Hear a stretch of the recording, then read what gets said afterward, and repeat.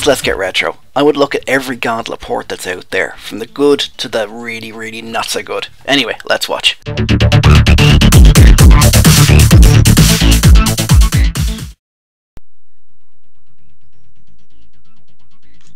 Hey there, so we are looking at the Commodore 64 version today. I've preloaded these, by the way. You get a nice little screen where you pick your character and that. After looking at the Spectrum version, it seems very blocky. He looks more like a little caveman with the big foam hammers back. When I reviewed the Atari 8-bit version, I was saying it looked a bit like a man with holding a giant foam hammer. And excuse me, the Commodore 64 version, I can see it again. It's, as I said, after the Spectrum version where everything was very well defined and clear, it just looks really blocky. Now, having said that, it belts along at a great pace. It's like the screen layout is similar to the Atari's one, but everything is a little bit more. It's got colours as opposed to the Atari, which was because of the way it handles the graphics. Everything, everything was basically the same hue. So you had kind of red coloured ghosts and red coloured floor and that.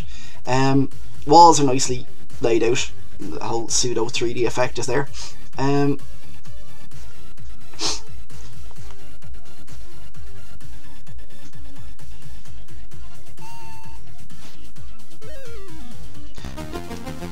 It's a good attempt at the sound. Again, the Spectrum version kind of spoiled me because, this doesn't look as good.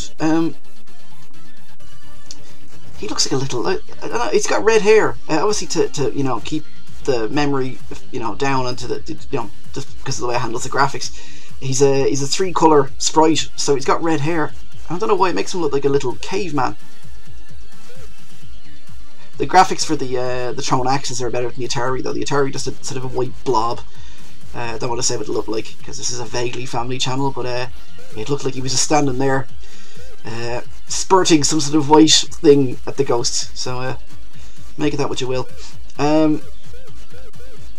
The generators for the ghost, they look like a little. It looks like just a glitched icon, I mean, having said that, like I said, if I hadn't, this would be a different review if I hadn't seen that Spectrum version.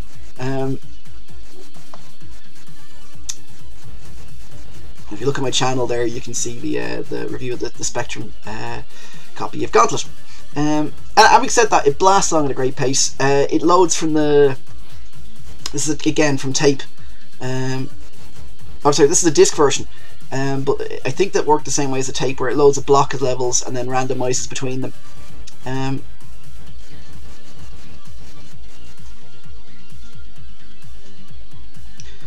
The level layout's the same. There's the food.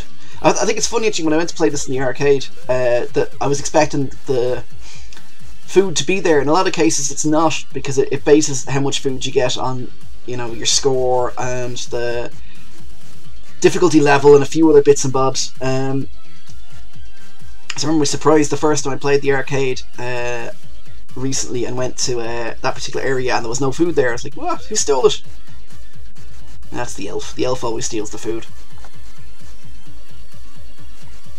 The background music, by the way, is from a site called mattmcfarlane.com. I usually have it I have it on as a link there.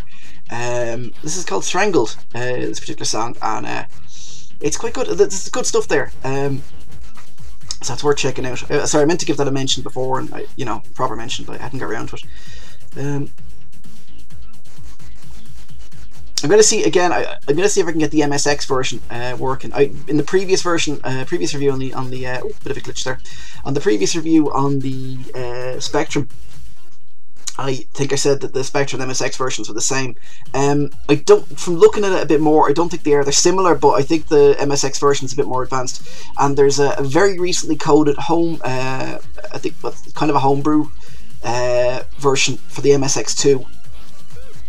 I don't know if I can cover that because I don't think it's widely available yet, but we shall see. But there's links. I'll try and include a link again on this site. It's definitely a link on the Spectrum review anyway. So there's the demons. So again, the Gauntlet. There's very few bad home conversions of it really. And this is good, it's playable. I can tell you, you know, I played this a lot with mates, and, you know, yeah, I had friends, and it runs pretty well. It's enjoyable. Again, it's also got the Deeper Dungeons add-on. I don't know if that was one of the first add-ons, but it was certainly an early one where you basically were able to buy an expansion pack for your game and give you more levels. So I kind of think Doom did a lot. Generators. Can I do that? Oh, that's not good. Oh, and I've eaten poisoned food as well. Try and do that. Yeah, there you go. Oh, it doesn't work.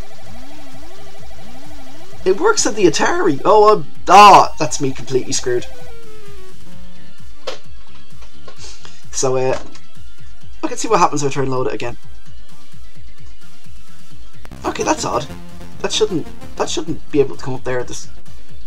Okay, that's weird. That's not level 1. It's really randomised, the levels. The first 7 levels shouldn't be randomised. And then from 8 on, they're loaded in blocks and randomised, as I mentioned. So I don't know why it's giving me this level. It's kind of weird. I might show you the, I don't know if you know this, but if you know, I could do this with the emulator. I can speed the time up in a second and show you what happens if you wait long enough. Yeah, first of all the doors disappear, and eventually, if you wait long enough, all the walls turn to exits. It was to stop you getting trapped, especially if you're playing 2-player. There we go. So you're wasting life to do it, but yeah. Anyway, listen, that's been Gauntlet on the C64. It's a good conversion, but I'm really preferring that Spectrum one. Anyway, next up, I think we'll look at one of the we'll look at the Amstrad. Anyway, thanks for watching, guys. See you next time.